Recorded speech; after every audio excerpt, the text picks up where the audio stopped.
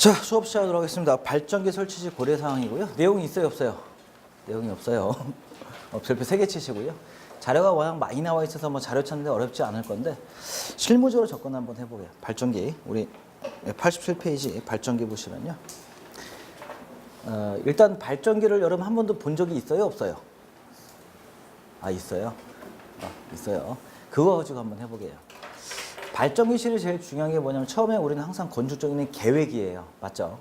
계획.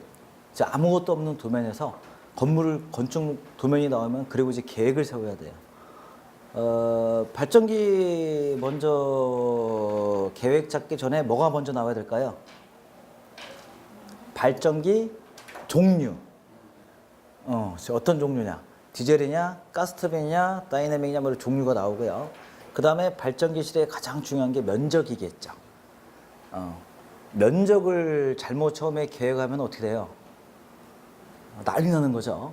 면적이. 그래서 면적 보시면 이제 이것저것 자료 보시면 이제 공식 있어요. 용량이 얼마 할 때 이렇게 쓰면 안 돼요. 발전기 면적을 구할 때는요, 최소 3사 이상이요. 3사가 무슨 말이에요? 3개의 회사, A사, B사, C사한테 이 정도 발전기 용량의 스펙을 주세요라고 하면 아무나 다 줘요. 자, A사 커미스 봤더니 30평 필요해요. 캐터필러 봤더니 40평 필요해요. 그 다음에 C사 대우 발전기 물어봤더니 20평 필요해요. 그럼 발전기실 면적은 얼마 해야 돼요? 40평. 제일 큰 거 맞춰야 돼요. 맞죠? 그리고서 면적을 잡아놓고요. 근데 꼭 고민할 게 뭐냐면은 같은 면적인데 이렇게 생겼어요.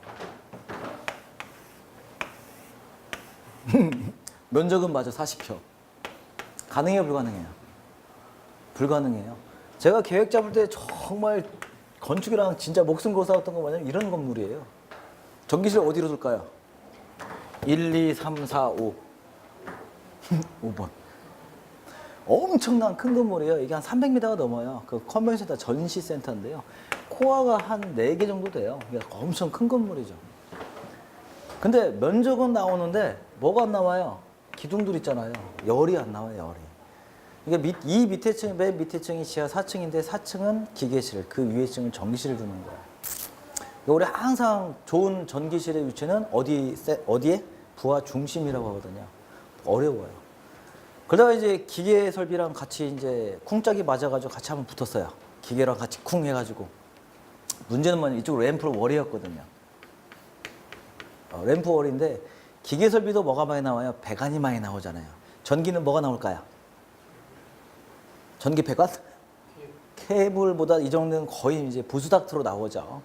부수닥트가 2열 3정 되니까 안 나오는 거예요, 천장고가. 그래서 뭐라고 했냐면은 층고를 2m만 올려달라고 했어. 여기다가 전기실 배치할 거면 그럼 해줄게. 근데 층고를 2m로 올려놓으면 공사비가 얼마예요? 어렵죠. 그래서 창고를 일찍 가고 왔는데, 근데 건축은 이런 행동이 맞을까요? 틀릴까요? 건축이 이런 행동을 하는 거냐? 건축 기획자, 설계자가, 건축사가. 정상적이에요. 왜냐면은 건축은 어떻게 해요? 거주민들이 쓸 수 있는 그 면적을 잘 쓸 수 있게 만들어야 되는 행동이고요. 전기 행동은요. 전기도 맞아요. 전기도 유용하게. 이 합리점을 찾는 게 처음에 계획자가 하는 일이고요. 자, 그 다음에 발전실의 크기. 그 다음에 발전실의 구조는 어떤 구조여야 돼요? 발전실의 구조는요. 즉 발전실의 크기는 메이커의 용량에 맞춰서 선정을 해야 되고요. 발전실의 구조는요. 우리가 구조에 보면 이런 구조가 있어요.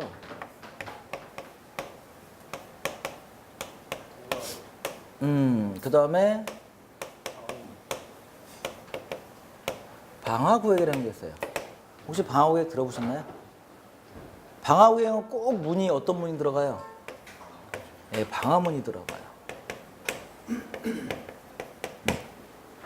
그 집 발전기실의 출입문이 이 여닫이 문이에요? 방화 샤터예요? 여닫이. 엄청 커요? 네. 왜 커야 될까요? 이게 들어가야 되니까요. 장비반이 들어가야 되니까요. 그래서 방화 샤터 한 데도 있어요. 근데 이제 보안 샤터 또 설치하고 방화 샤터 설치하고 막 이런 식으로. 그래서 이 방화 구획을 해야 돼요. 왜 방화 구획을 해야 될까요? 법적으로 해야 돼요. 특히 발전기실에는 뭐가 있어요? 그쵸, 기름이 있죠. 기름 조금 있어요, 많이 있어요? 그 방 헐레당 태울 정도로 많이 있어요. 특별히 주의해야 되고요. 예전에 어떤 젊은 소방관이 와가지고 한 번 더 붙었어요. 뭐 때문에 붙었냐면은 발전기실에는 그 연료 탱크에서 이제 디젤 엔진으로 배관이 들어가잖아요. 그 화재 위험이 있으니까 방폭하라고. 저 사람은 뭐 하는 사람, 가끔 이런 엉뚱한 공무원들이 있어요. 방폭을 막 배우고 온 거야. 그러니까 방폭하라고. 가능해 불가능해요? 방폭 발전기 있을까요 없을까요? 있어요. 한 1,500, 150km, 200km 나와요. 그거 엄청 비싸요. 뭐 상상을 초월해요. 이제 조만한 이제 그 소형 자동차만 해요. 우리 쓸 수가 없다는 거예요. 발전기하면 2,000km, 3,000km인데. 그런 황당한 경우. 그래서 이게 방화구역이에요. 방화구역은 뭐냐면은 화재가 발생했을 때 거기만 한정하고 외부로 나오면 안 돼요. 그래서 발전기실은 무조건 방화구역을 돼야 돼요. 그래서 구조. 방화구역은요, 구조 자체가 뭐냐면 내화구조예요. 내화구조는 뭐냐면은 불이 나더라도 붕괴가 안 돼요. 내화구조는, 즉, 내화구조는 화재 시 일정 시간 붕괴 방지고요. 방화구역은요, 방화구역은 화재 시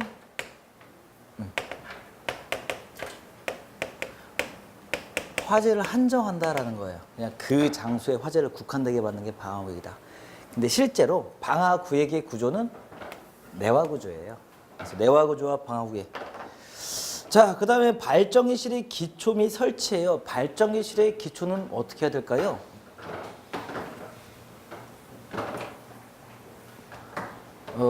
지하 같으면은 콘크리트 매입을 하니까 상관은 없는데, 이제 예를 들어서 이제 우리가 초고층, 고층 건물 지려면 뭘로 줘요? H빔에다가 여기다 까는 게 뭐죠? 바닥 치려고요. 데크 프레이트요. 이걸 무슨 구조라고 하죠?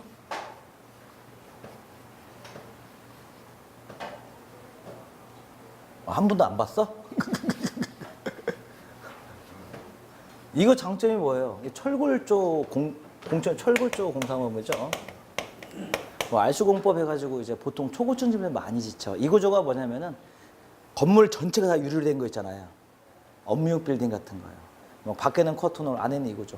이게 제일 장점이 뭐냐면은 공기가 제일 빠르잖아요. 즉 수장공사, 물공사가 없으니까 바로 층고 올리고 비가 오더라도 안에서 내장 작업이 가능하고요. 만약에 여기다가 발전기를 올려요.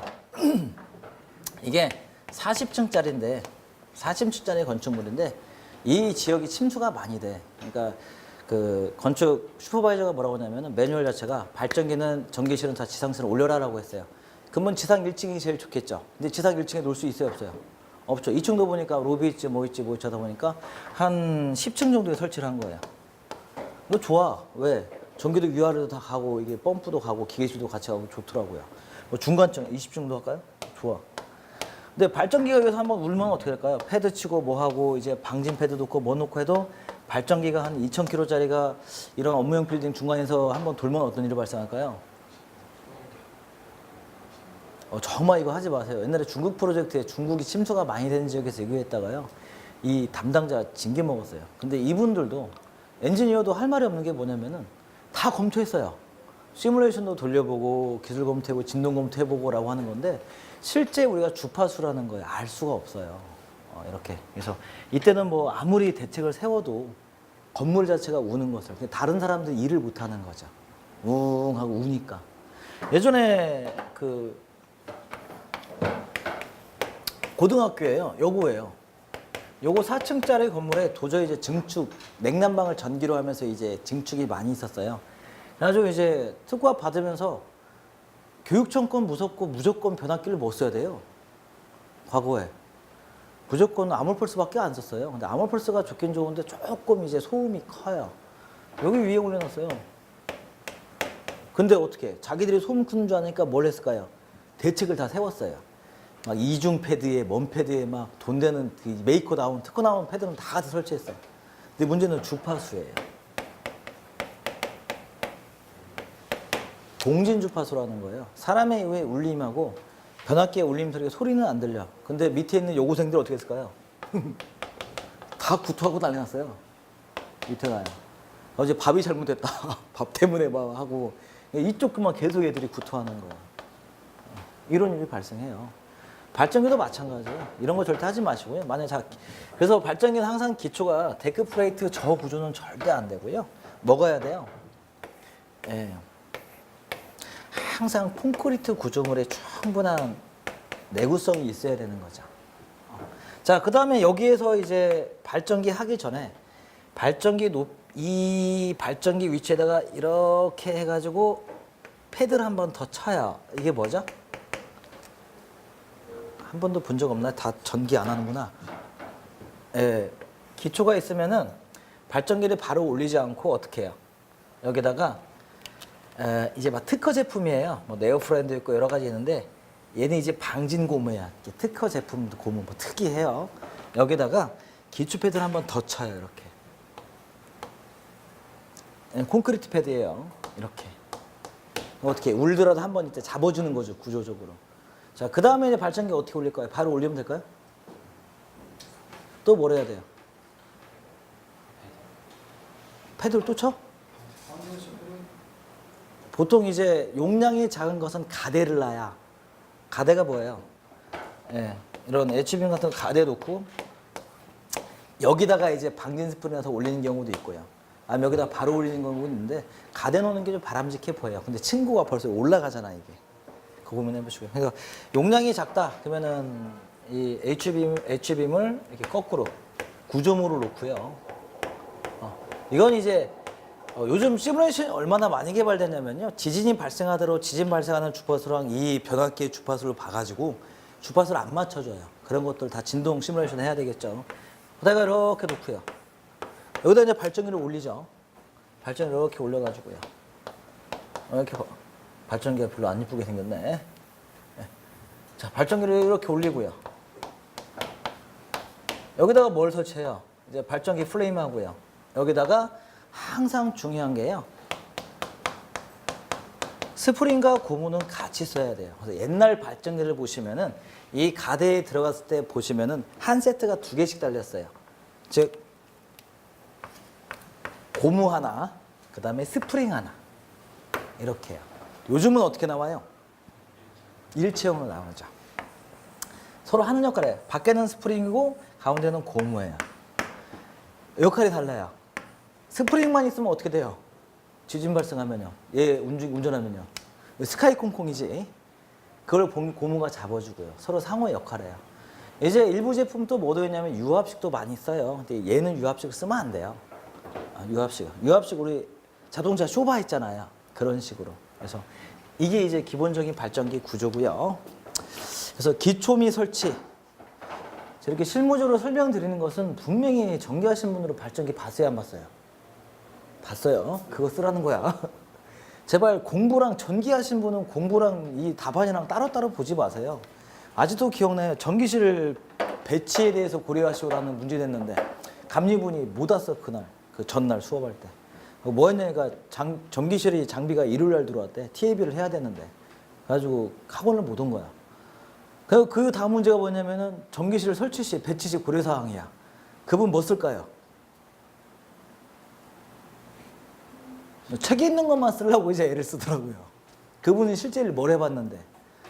예, 토요일, 일요일 날 이틀 동안 전기실 오는 거, 배열, 뭐 있어요? 라고 물어봤더니 이거 배치하는 거, 도면대로 되는 거, 이격거리 나오는 거. 그거 쓰면 되잖아. 장비 반입하는 거. 그게 그렇게 안 되나? 안 돼요. 안 돼요. 그래서 제발 실물 따로 이렇게 따로 보지 마시고요. 실무와 이론을 같이 보세요. 그래서 책은 달라지더라도 실무는 변경이 없어요. 그러니까 발전기가 있으면 발전기를 보면서 발전기 공부를 하세요. 아시죠? 자, 그 다음에 전기실의 환경 대책이에요. 환경. 이 환경은 뭐냐면요. 우리가 소음이나 진동도 다 환경이에요. 맞죠? 소음 대책이에요. 가장 중요하죠. 그래서 발전기실은 보통 주변으로 다 뭘 쳐요? 예. 패드를 다 치죠. 방음 패드 다 쳐가지고 소음 안 들리게 다 하죠. 그거 안 치면요 어마어마해요. 이렇게 울려가지고 그 반사되는 파음으로 이렇게 울리다 보니까요 도저히 소화가 불능하고 소음이고요. 그 다음에 또 어떤 환경 대체 있을까요? 발전기에 나오는 매연이 깨끗한 클린하고 차갑고 청정하나요?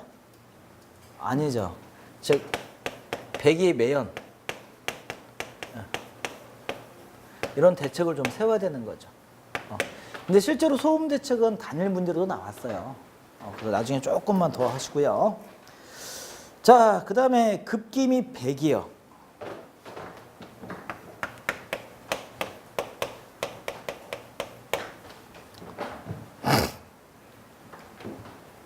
발전기실 이렇게 존재한다라고 여기가 지하 3층이다 라고 봤을 때요. 발전기를 이렇게 배치를 했다. 발전기를 이렇게 배치했다. 여기가 출입문이고요. 배치했다. 여기 제어반 있고. 자, 그러면은 이쪽으로는 뭐가 필요할까요?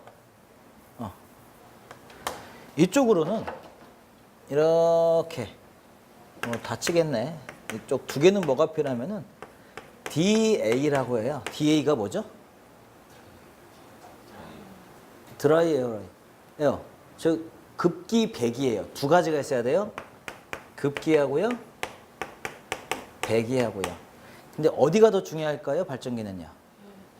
배기가 더 중요해요. 그래서 이렇게 프레임이 있으면은 얘 덕트를 어떻게 이렇게 설치하는 거죠. 그렇죠? 얘는 뭐 자연급기도 가능하고요. 얘는 근데 강제 배기해야 돼요. 근데 보세요. 이 면적이 몇 층까지 올라가야 돼요? 이 건물이 20층에 지하 3층이라면요. 지하 3층, 뭐 4층이라면요. 몇 층까지 올라가야 돼요? 어떻게든 1층에서 하려고 마무리 짓지. 막 화단 이렇게 해가지고 어떤 거 있어요? 1층 올라가가지고 사면이 다 옆 건물이 있으면 1층이라면은 GL이라고 하면 이쪽에 건물 봤더니 공용 면적이다. 그럼 여기다가 뭐 올려? 이렇게 그릴을 설치해가지고 평상시엔 닫아놨다가 열리는. 근데 이거 돌릴 때 언제 돌려야 돼요? 발전기 예비 운전할 때. 비 올 때. 만약에 이거 진짜 정전돼가지고 낮에 돌리면 어떻게 돼요? 옆 건물 이렇게 있으면 난리 나죠? 그냥 바로 쫓아와요. 그래서 이것도 이제 어쩔 수 없어. 이 면적을 가지고 올라가면 어떻게 해요? 큰 면적이거든요. 그래서 옛날에 저번 주에 순행식 설명했었죠. 그게 각광받는 게 뭐냐면은 이것 때문에 그래요.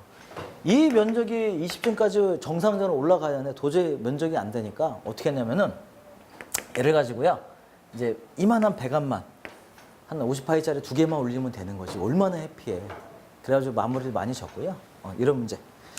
자, 그래서 급기 배기, 드라이어 이런 거 꼭 확인하셔야 되고 이것도 마찬가지로 A사, B사, C사면 면적이 싸라락 나와요. 그 중에 어떤 거요? 제일 큰 거 선정해야 돼요. 예. 자, 그 다음에 장비 반입이에요. 발전기 구조는요. 엔진하고요. 제너레이터를 이렇게 붙여놨어요. 그냥 붙여놨어요. 이거 분리 좀 하자 그러면 분리하자서 발주가 들어올까요? 죽어도 못한다고 할까요? 네, 못한다고요. 왜 그럴까요? 여러분 자동차 샀는데 지금 3개월 됐는데 엔진 드러내서 다시 새 거 두면 기분이 좋죠? 아이 좋아라. 새 거 왔네 3개월 만에. 기계적인 게 이게 정상적인 게 맞아요. 근데 제일 힘든 게 뭐냐면은 장비 가운데 뭐가 제일 커요? 얘가 커요. 그러니까 얘 사이즈 나오면은 장비 반입 사이즈를 얘에 맞춰야 돼요. 그러니까 만약에 건물이 들어왔는데 건물에 이제 발전기가 들어오는데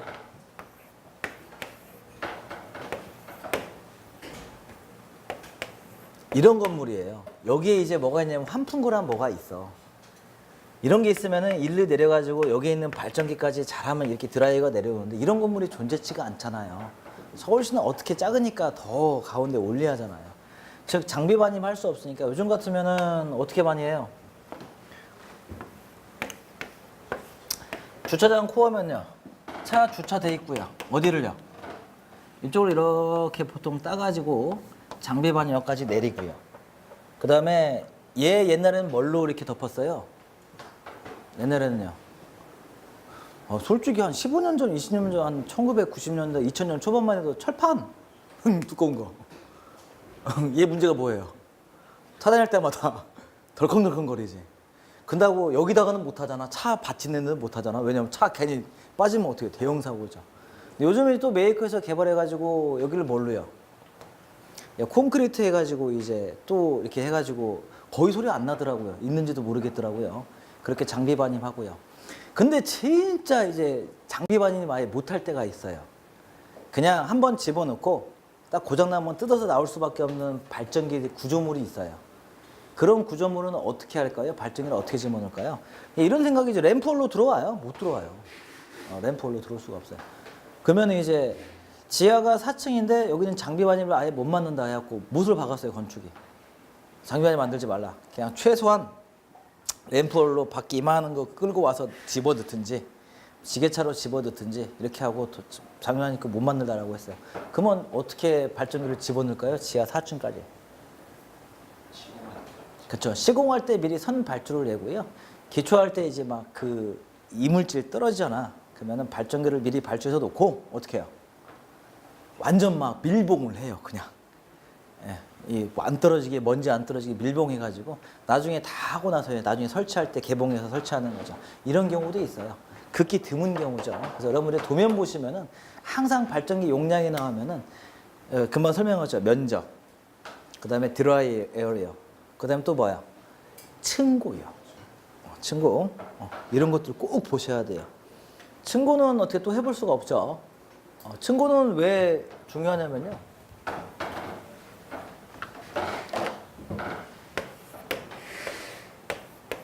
발전기 설치했는데 문제가 뭐냐면은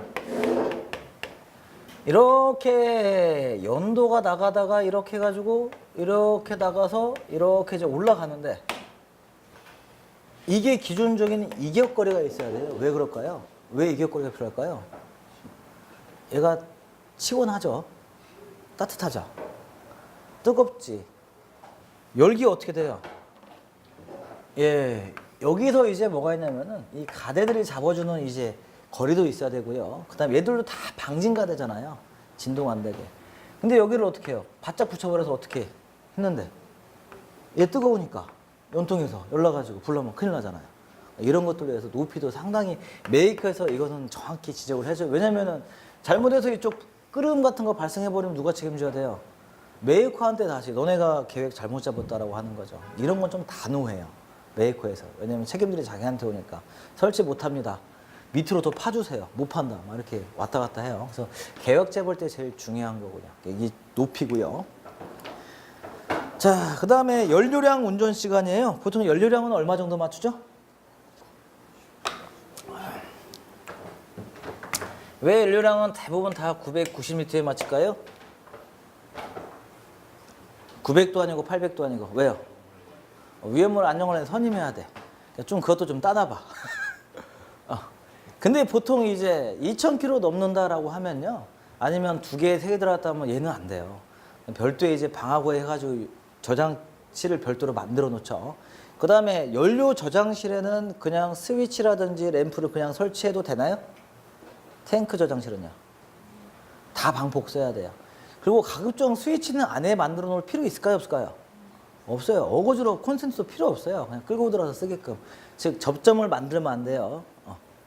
그래서 발전기에 근데 발전기에 운전 시간은 몇 시간이야? 보통 일반적으로 규정은 나와 있지 않는데요. 일반적으로 보통 기본적으로 2시간 이상은 해달라고 해요. 2시간이에요. 2시간. 근데 이제 우리 초고층 규정 생기면서 피난용 승강기 나오면서 정확히 이제 비상전원의 시간이 법적으로 요구됐죠. 앞에 있죠. 네, 본 기억 있죠? 아, 진짜 봤어? 아, 봤대. 지난주에. 자, 그 다음에 수전 설비와의 개통 연계예요. 별표 안에 치시고 상당히 중요해요.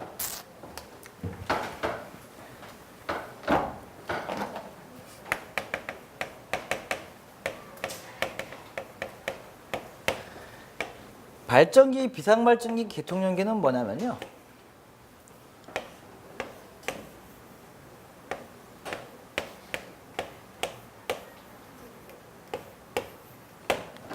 얘 이름이 뭐라고요?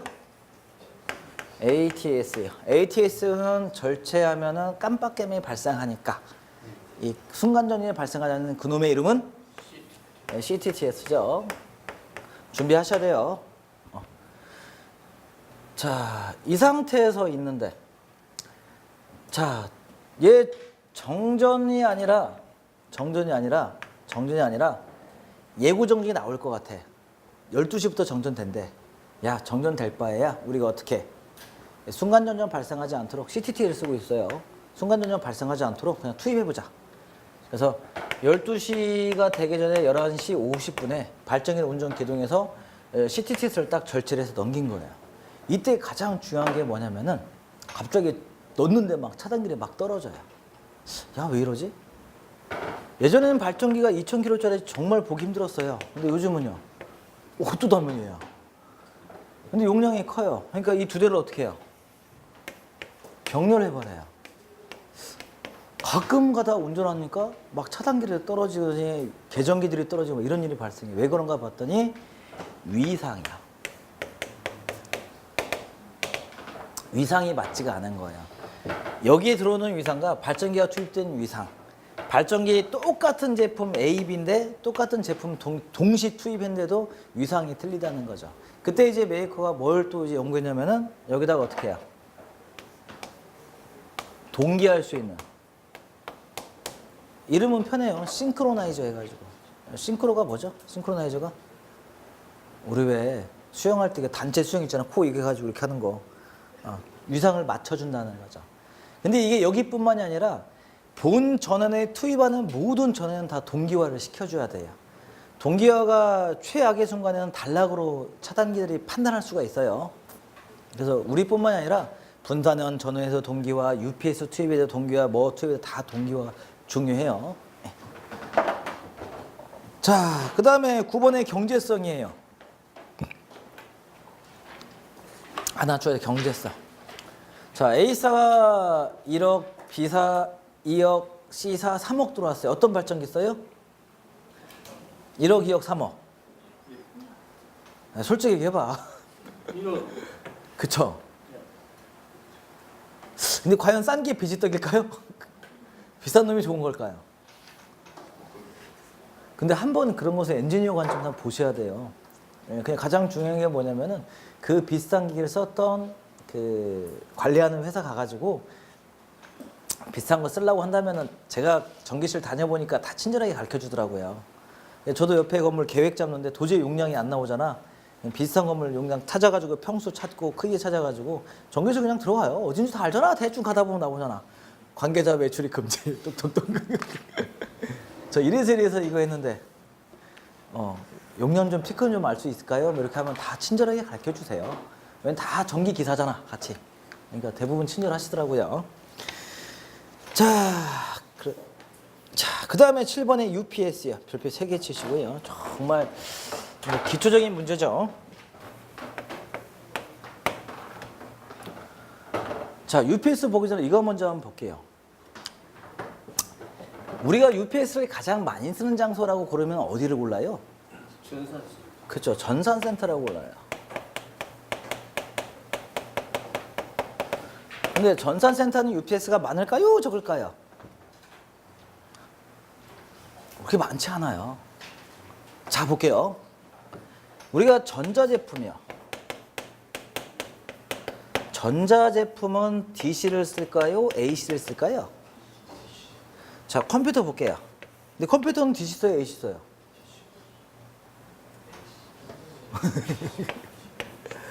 이 뒤에 뭐가 있다고요? 파워 서플라이가 있죠. 얘는 뭐를 뭘로 바꿔주는 거예요? AC를 그렇죠. DC로 바꿔주는 거죠. 모든 전자제품은 DC예요. 전산센터를 가보면요. 가운데가 전산실이라고 하면요. 이쪽 귀퉁이는 뭐예요? 뭐 사무실 빼버리고 축전지실이 제일 크고요. 그 다음에 정유기실이 있어요. UPS실은 없어요.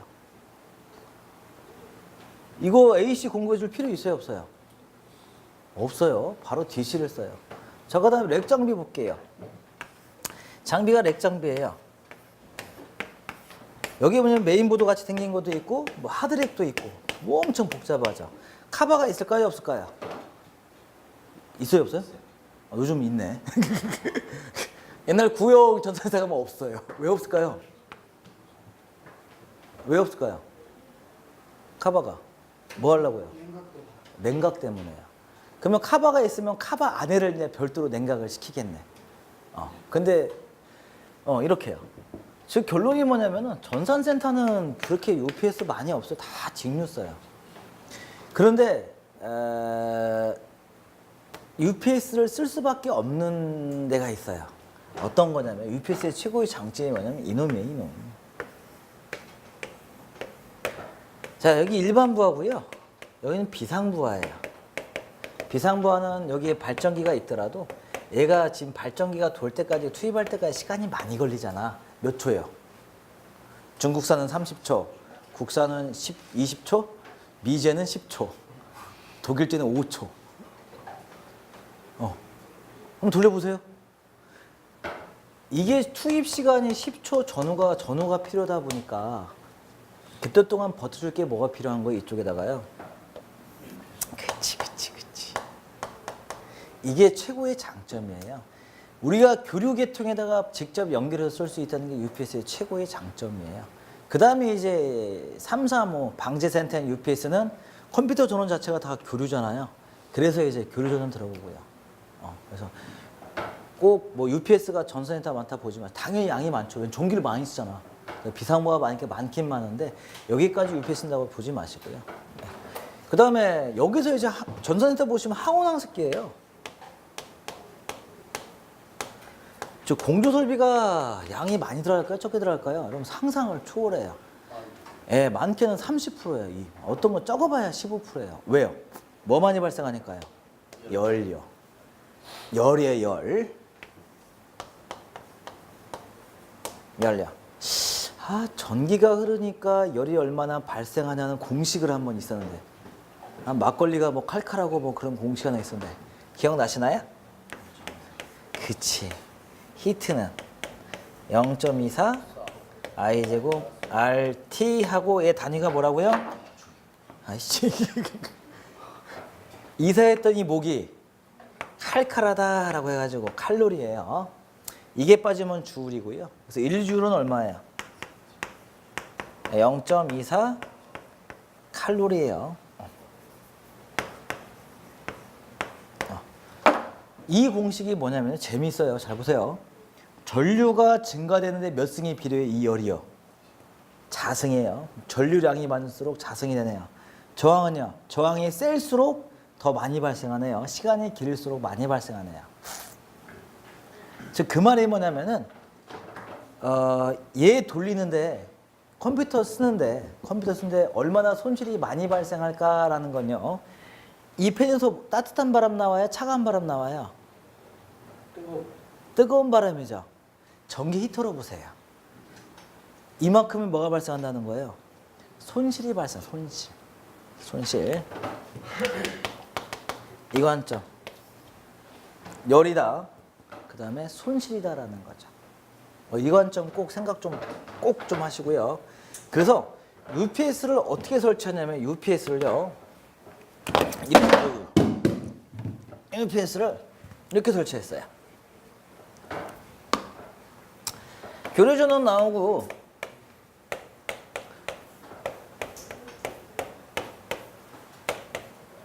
이렇게 이제 부하에다가 설치하려고 했더니 문제가 뭐냐? 손실이 이제 많이 발생하는 거지. 몇 프로 정도 보냐면요. 얘 몇 프로야? 3%. 축전지 3%. 얘 3%. 메이커에서 이 얘기하면 난리 나요. 그럼 몇 프로예요? 거의 10%죠.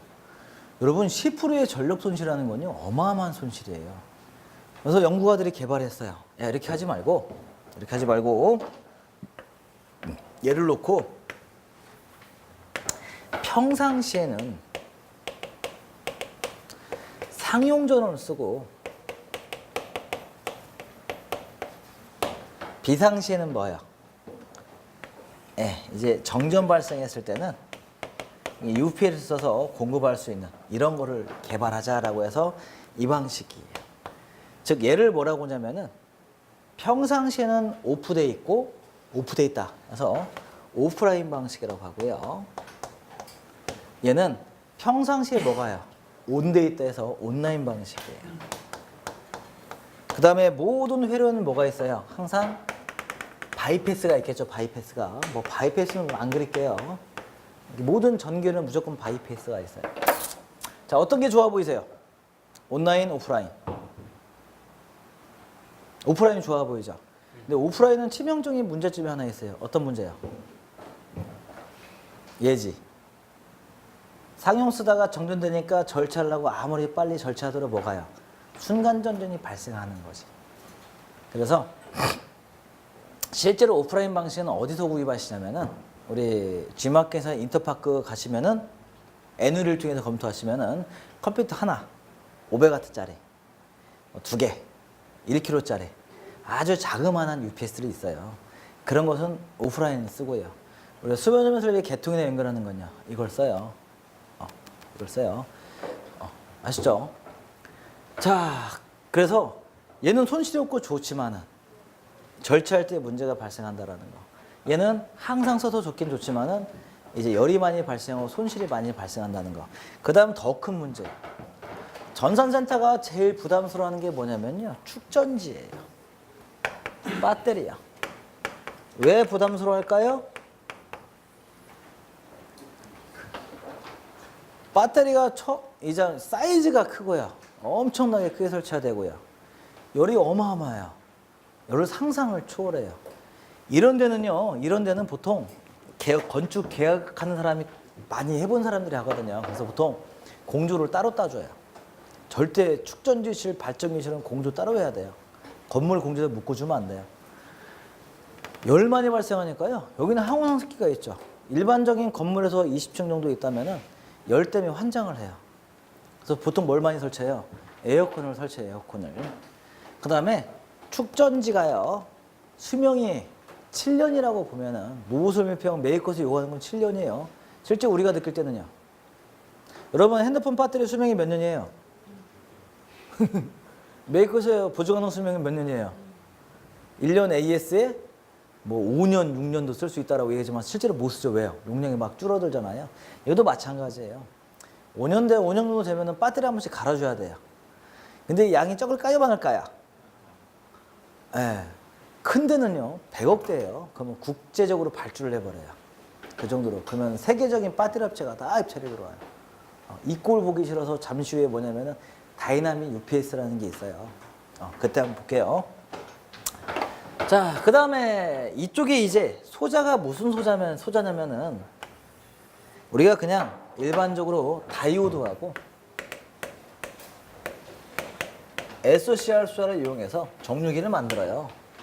정류기나 다 만드는데 이 소자보다 한 단계 위 뭐냐면은 IGBT라는 소자 있어요. 얘는 얘보다 좀 그레이드가 높은 소자예요. 이걸 써가지고 쭉 만든 UPS가 뭐냐면은 라인 인터랙티브 방식인데 솔직히 이건 메이커 이름이에요. 그래서 그냥 소자를 한 단계 더 올렸다 해서 라인 인터랙티브다라고 보시고요. 자, 그래서 얘는 이제 여기는 이제 오프라인 방식의 정전압 기능이 부과된 방식이다라고 하는데 실제는 온라인, 오프라인 다 있고요. 자, 그 다음에 특징에 보시면요. 효율을 좀 중심적으로 보세요. 지금 온라인 방식은 얼마요? 70에서 90% 정도고요. 여러분, 실제로 효율이 70%라면은 얘는 많이 심각하게 안 좋은 거예요. 그 다음에 오프라인 방식은요, 효율이 90% 이상은 높다. 그 다음에 온라인 방식은 무순단 전력 공급이 가능한데, 그 다음에 오프라인 방식은 절차 시간 10mS 길다라는 거고요. 나머지는 한번 보시고요. 자, 그 다음에 4번에 보시면 UPS 시스템 분류 중에 단일 시스템이 있어요. 그냥 하나만 딱 설치하는 거. 그 다음에 바이패스 있는 게 절단 전환 스위치예요. 그래서 규모가 좀 크다라면 바이패스가 다 있고요. 그 다음에 무순단은 있고요. 무순단. 자, 그 다음에 페이지 넘어가시면은 병렬 시스템이에요. UPS를 이제 한 대만 설치하는 게 아니라 병렬을 설치해서 이제 따닥 설치하는 건데요. 자, 4번에 UPS 선전시 고려사항 한번 보시자고요. 자, 성능 요건이야. 주위 온도가 0에서 40도씨 가능할 것. 그 다음에 THD. THD가 뭐죠? 종합 고조파. 고조파 함유가 얼마나 돼 있냐라는 거예요. 왜냐면요. 고조파가 뭐 때문에 제일 많이 발생한다고요? 이 정류부하들이요. 형광등은 3%예요. 지금 5% 줬다는 건 많이 여유를 준 거예요. 그래서 이걸 몇 프로나 줄 수 있냐가 이 메이커의 성능이에요. 그래서 UPS 뭐 국산고도 많이 좋아졌지만은 실제 지금 태양광 발전이니 어떤 뭐 분산연전 이런 데 들어가는 고급 UPS는 국산고 잘 안 쓰려고 해요. 자, 그 다음에 4번에요. 기동 전류를 고려하여서 부하는 순차적으로 투입을 한다. 이 말이 무슨 말일까요? 얘 용량이 300kg짜리인데요. 여기를 고려해가지고 만약 250kW짜리 전동기 한 번에 빵빵 돌려봐요. 어떤 일 발생할까요?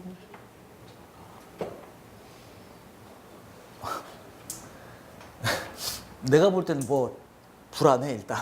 그렇죠? 이렇게 하지 말고 어떻게 해요? 조금씩 투입하라. 왜냐면 다 반도체 수자잖아요. 반도체 수자. 조금씩 좀 투입하라는 얘기고요. 그 다음에 소용량은 일반적으로 오프라인 단일 운전 방식을 사용해요. 그래서 여러분들이 혹시 컴퓨터 작업하다가 날아가면은 UPS 저렴해요. 하나 구입해서 놓으시고요. 그 다음에 6번에요. 대용량의 경우는 한 대 사용보다는 중용량을 2대를 병렬 사용한 것이 안정적이다. 이건 무슨 말일까요?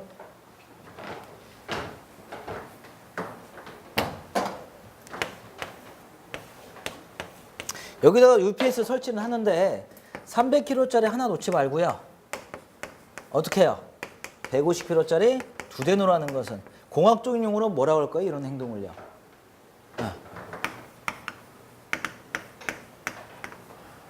fail-safe라고 해요. fail-safe가 무슨 말이에요? 직역해봐요. 실수에 대한 안전. 하나가 고장나면 옆에 게 고장나네 동작해야 된다는 거예요. 보통 규모 있는 전기실 가시면요. 똑같은 수번전 설비를요. 어떻게 해놔요?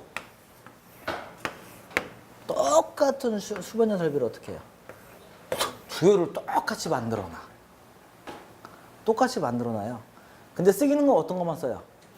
하나만 써요. 이게 뭐라고요? 공학적 용어로? fail safe예요. 이놈이 고장나면 이놈. 근데 이거 진짜 이거 관리하시는 분들은 진짜 제대로 하셔야 되고요. 중요한 것은 한 번씩 바꿔줘야 돼요. 계속 하나만 써야 돼요. 1년에 한 번씩 바꿔주죠. 1년이에요? 아니면 6개월이에요? 1년에 한 번씩 바꿔줘요. 이거 하나 쓰다가 이거 하나 쓰다가. 왜 그럴까요? 변압기 내구성이라든지 모든 기계의 허용준료 내구성이 다 줄어들잖아요. 그러니까 한 번씩 날 잡아가지고요. 이거 이제 정전 한번 시켜주면서 UPS 정확히 도는가도 확인하고요. 그러면 완전 비상이죠. 초비상이죠. 또 절제 죽이고 또 이쪽 거 쓰고요. 이렇게. 그래서 이런 거 꼭 기본으로 좀 알고 계시고요. 자, 그 다음에 7번에요. 별표 하나 치시고요. UPS 입력에 사용되는 저번에 UPS 업자 만났는데요. 미치겠대. 왜? 여러분 정전 발생할 때 VCB가 어떻게 돼요? 정전 발생할 때 VCB는 어떻게 가만히 있나요? 트립돼요. 왜냐면 2차 측 보호하려고요. 순간 정전 꺼졌다 이런 거 계속 들어오면 다 나가버리거든요. 근데 VCB 정전만 하면 자기 UPS 소자들이 나간대. 환장했대. 이분이 뭐라고 하냐면은 제발 VCB 트립 신호 맞춰가지고 자기 이거 동작하고 어쩌고 하다가 나가니까. 근데 가만히 보면은 얘는 정전 시에 동작해야 하잖아요. 그러니까 좀 내구성이 조금 이상 있는 것 같아요. 근데 이런 것은 솔직히 이런 것보다도 다른 이유 같아요. 자, 그래서 UPS 입력에 ATS를 사용하는 경우 ATS 절제 시 발생하는 모든 스위치는 절제할 때 뭐가 발생한다고요? 서지요. 서지 전압에 의한 UPS의 IGBT가 파손되는 경우가 있으므로 UPS 입력층이 방지회로 삽입해야 된다라는 거죠. 그러면 UPS 입력증에 방지회로는 뭐가 있을까요? 너무 안 세? 떠접서바는 이제 고압 쪽에 많이 설치하는 거고 SPD죠, SPD. SPD는 이런 데는요 돈 안 아끼고 설치해요. SPD 중에 제일 좋은 놈은 어떤 놈일까요? 발주낼 때 본인이 이제 SPD 발주내야 돼요. 시방서에 이거 한 글자 만들면 다 끝나. 뭐라고요? 뭐 성능이 얼마 거, 임펄스가 얼마 거, 빌값 얼마 다 필요 없어 그냥. 뭐라고요? 시방서에다가 UL 인증 제품 쓸 거. 가격이 얼마큼 들까요? 10배 이상이요, 최소. 우리나라 지금 SPD가 안 좋은 게 아니에요. 뭐 때문에 그래요? 저가서 그래, 저가서서. 근데 요즘은 이제 어떻게도 안 쓰려고 하잖아요. 하도 저가 제품 때문에 막 관리자들이 막 야마가 돌았어요, 야마가 돌았어요. 환장하는 거예요. 이거 UL은 뭐죠? UL이요. 전기 전자제품 인증인데요. 미국 보험회사에서부터 출발한 인증기관인데 세계적인 인증기관이에요. 여기에서 인증받으려면은 국내 인증은 뭐가 있죠? KS. 알아줘요, 안 알아줘요? 알아줘, 여기서만. 여기서만. 여기 인증받으려면 우리나라에 10배가 힘들어요. 그 다음에 제품의 성능 확실하고요. 이거 인증받으면 이제 가격이 최소가 10배예요. 자, 그래서 그 다음에 용량이 200kV 이상이면 삼상 UPS 사용하는 것이 유리하다라는 거죠. 몇 킬로? 20kV. 그 다음에 발전기와 UPS 조합하는 경우 지금 계속 7번도 걸고 9번 걸고 지금 계속 뭐가 나와요? 7번은 ATS고요. 9번은 발전기예요. 발전기와 UPS를 조합하는 경우 발전기의 출력, 전압, 불안정, 제어 장치가 응답소 불이치 등에 대한 대책을 고려한다. 지금 무슨 말이냐면은 얘가 꺼지고 나면은 항상 발전기는 뭐가 붙어 있는 거예요?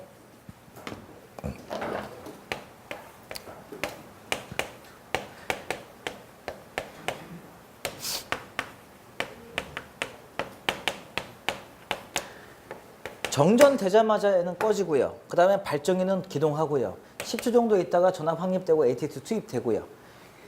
이거 쓸 때는 괜찮은 거지. 얘가 어떻게 해요? 2부하 쓸 때는 괜찮은데 정전되면 얘가 뭐 어떤 부하 써야 되는 거예요? 발전기 거 써야 되는 거지.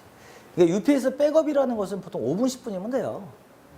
정말 10분 쓰는 경우도 고급스럽고요. 몇 분 정도요? 5분 정도면 충분해요. 3분째는 제가 못 본 것 같아요. 5분 정도가 최소 같아요. 근데 얘가 제일 문제되는 게 뭐냐면은 V10이 꺼졌다고 이 갯배슬의 여기까지 올라오면 좀 힘들겠죠. 어떤 써질까요? 발전기 기동하고 ATS 절차할 때 있어져야 들어오겠죠. 그렇죠? 얘는 이 전원은 고품질인데 이 전원은요? 저품질이지. 진짜 저품질이에요. 왜 그럴까요? 그렇게 뭐 얘가 고품질 할 만큼 그렇게 뭐 상용은 아니잖아. 그렇죠? 그래서 저품질 전력 쓰다 보니까 얘가 항상 좀 문제가 생겨요. 근데 UPS 백업을 5분 해놨어요. 정전이 20분인데. 그러니까 UPS 정전되면 UPS 백업은 뭐가 해주는 거 항상 발전기가 공급해 주는데 얘들 때문에 좀 사고가 발생하니까 이 설치하신 분들이 많이 민감하시더라고요. 그러면 어떻게 해요? 내구성을 증가시켜야지. 저품질이 아니라 초저품질이 들어와도 견딜 수 있게 만들어야지. 만들다 보니까 뭐가요? 비용은 비싸지지. 이런 거 보시고요. 자, 그 다음에 UPS 전격 용량 선정, 일반적인 용량 선정, 중대용량 용량 선정, 그 다음에 부하 특성에 따른 용량 선정, 정상 부하 때, 부하 기동일 때, 그 다음에 UPS 축전지 용량 선정. 근데 실무에서는 이런 거 쓸까요, 안 쓸까요? 나중에 여러분들이 UPS 보실 때 꼭 몇 가지만 참고하실 게 뭐냐면은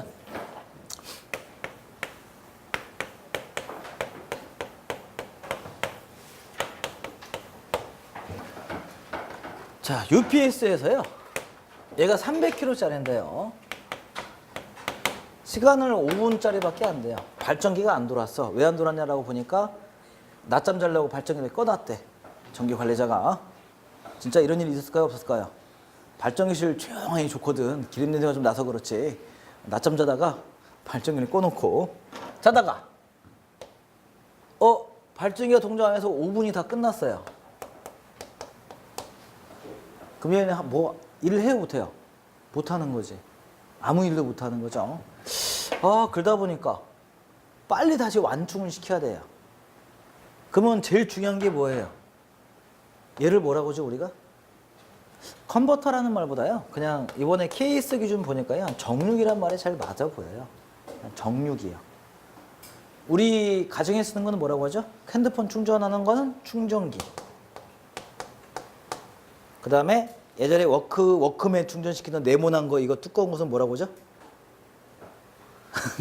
워크맨 안 썼구나. 아답터였죠, 아답터. 다 같은 말이에요. 그냥 용도가 서로 다를 뿐이에요. 얘는 큰 놈. 그래서 컨버터라는 말보다 이 말이 더 맞아 보여요. 얘는요, 그냥 뭐 인버터라고 하세요. 정리가 얘를 몇 분 만에 충전시킬까요? 여러분 핸드폰 보시면은 집에서 충전시키면 몇 분 정도 걸려요? 집이나 회사에서 일반 충전기 쓰면요. 1시간? 한 2시간, 3시간 정도 걸릴 것 같아요. 근데 갑자기 고속도로 가다가 배터리가 방전됐어. 그러면 휴게소로 들어가가지고 거기서 충전시키면 몇 분 걸려요? 뭐 20분, 30분. 뭐가 다를까요? 전류량이에요. 그러면 메이커에서 분명히 30분이면 완충될지 알고 있어. 그럼에도 불구하고 천천히 충전시켜요. 왜? 그게 더 배터리 성능이 좋다는 거죠. 그래서 이게 급속 충전이라고 하죠. 얘를 몇 분 만에 충전시켜 줄까요? 현재 UPS 발주는 어떻게 하냐면요, 그냥 용량만 주고, 용량은 300kVA이고 백업 시간은 5분이다. 이 두 가지만 있으면 그냥 견적 막 날라와요. 날라와요. 근데 제일 큰 문제는 현장에서는 이거예요. 정유기가 몇 분 동안 완충시킬 수 있냐라는 거죠. 이게 24시간 걸려요. 이게 석 달 보름 걸린대요. 써요, 못 써요? 못 쓴다는 거죠. 이거 한번 달라고 한번 해보면 이제 티격태격 좀 싸울 거예요. 왜냐면은 용량을 좀 줄이겠죠. 그래서 정말 중요한 게 뭐냐면은 정리 용량이에요. 정리 용량. 그 다음에 얘는 손을 못 대요. 왜 그럴까요? 얘는 용량을 맞춰줘야 돼요. 왜?